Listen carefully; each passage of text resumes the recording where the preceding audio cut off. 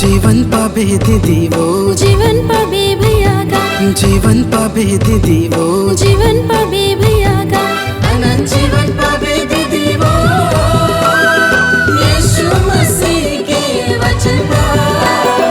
अनंत जीवन पाबे भैया का, यीशु मसीह के वचन का।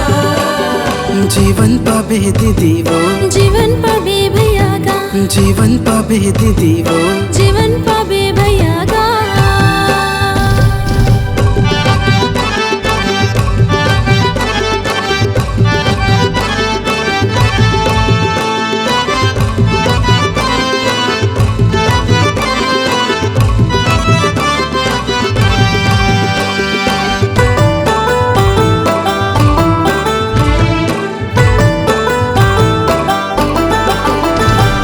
पाप के जिंदगी माँ कोनो फल लाते नहीं पावे, ये माया के नगरी ला ते एक दिन छोड़ जावे।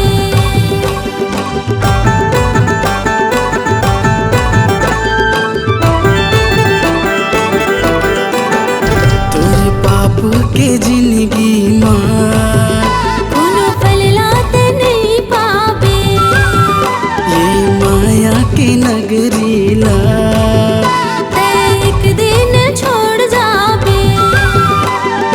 अनंत जीवन पाबे दीदीवो, यीशु मसीह के वचन का। अनंत जीवन पाबे भैया का, यीशु मसीह के वचन का। जीवन पाबे दीदीवो, जीवन पाबे भैया का, जीवन पाबे दीदीवो, जीवन पाबे भैया का।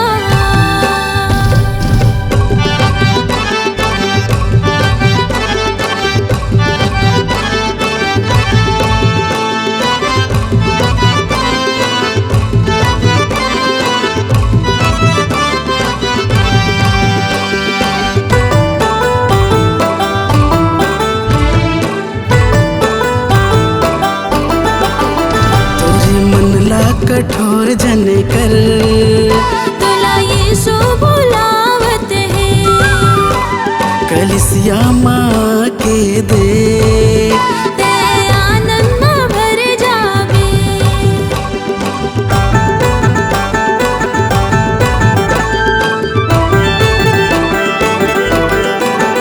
तोरे मन ला कठोर जन कर तुला यीशु बुलावत है, कलिसिया माँ के दे ते आनंद में भर जावे।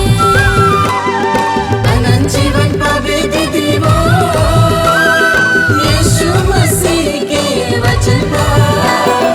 अनंत जीवन पाबे भैया का, यीशु मसीह के वचन का।